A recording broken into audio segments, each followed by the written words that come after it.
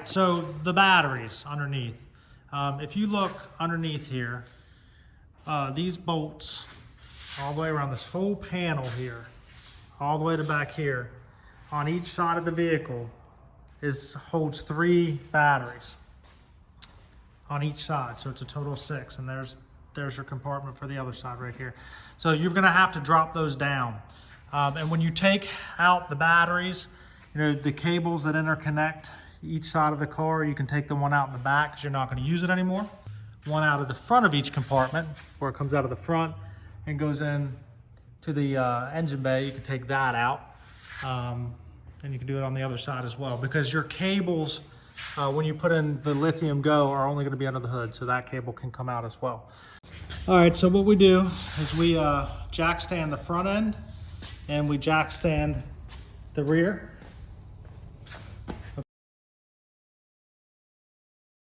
Need to make sure these jack stands there's not a whole lot of good places to lift from. So depending on how sturdy your frame is, this is a really good cart. We can grab them right there. On other carts where this is real rusty and flimsy, we grab it right here, which you need to make sure the jack stands fits level there. All right, so as you can see, this is not a light pack. It's about 200 pounds. And when we pick it up, I mean, we use a spread fork, so we're not putting pressure on the top side of the pack. We're just grabbing the bottom. That's why it V's out on both sides. What we do have is we've already set this in here and pre-drilled these holes so that you can see where they pre-drilled. So you'd want to figure out where you're drilling your holes first. And then the other thing that, if you notice in here, we have cut out the back side of the battery box on both sides. So now we're going to drop it in, and I'll show you what an actual battery box that has not been cut out looks like, so you know. So this is a battery box. You guys are good. You can put it in. This is a battery box that has not been cut out. So you have this front edge that needs to be cut out, and it's sturdy, and you got the back edge that needs to be cut out. And then you want to grind it flat so so it will sit smooth on the floor of the moke. You want to make sure you're not hitting anything. And the other thing you want to make sure is that you don't hit the brake booster here. So you don't want to put any pressure on anything when you're dropping it in. All right, so this is the pack fit into the car. Basically, this is part of the gauge option, which it goes in the dash like that.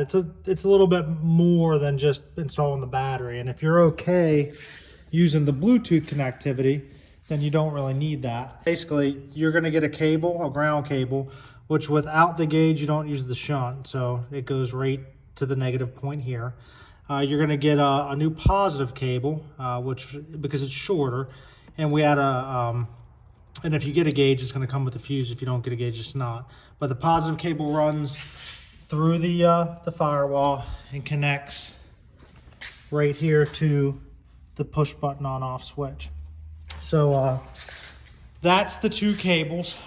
We just bolt down the actual the pack with I believe he uses 5/16 bolts. Okay, and so that's all you do there. Your old charger will come off. You will have to drill holes into the stand and mount this charger to it. But the plug is going to plug right into the receptacle for the charge cord under the wheel. So all that will be the same for you. We're going to give you a piece of fiberboard just to glue to the bottom of the charger stand. And the reason it is because this plug, when you take off your original charger and stand, I mean, they left no room. The wires of the controller almost touch the bottom, and we've seen them touch the bottom, and it just not engineered to our liking. So we give you a little piece of fireproof material there, just as an insulator. But on the charge controller, or the controller on the controller, you don't mess with any of the wires for the motor. Okay, you're not going to mess with the positive cable from the switch. So basically what you got is you've got your battery pack, feeds one side of the push button under the dash, comes back out. the controller. So basically you're cutting power on and off to the controller, which serves as a junction point for the charger connection, as well as the wires for the DC converter, which is mounted underneath here. So it is critical that you put the charge wires and the DC converter wires back onto the same points here, because if you don't, or if you happen to move over here, then you're bypassing the fuse function. But that's pretty much how it works. So you won't have to disconnect or mount or loosen the controller or anything.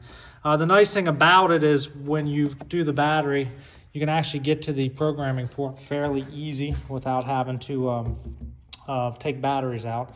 So once you're done, we take the hood off the car, right? So we just take these two hinges off, these two bolts and those two bolts, and lift it up.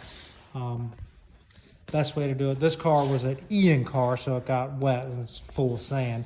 But so all the batteries got ruined. But that's pretty much it. Obviously, there's going to be a decal and stuff. This has not been decorated yet, but you'll have an on-off button here for your pack, and then we fuse the power side externally. It's just a safety. The critical thing is just make sure you have the right equipment to install this. You don't want the mechanic dropping it on the ground. I mean, that would be catastrophic.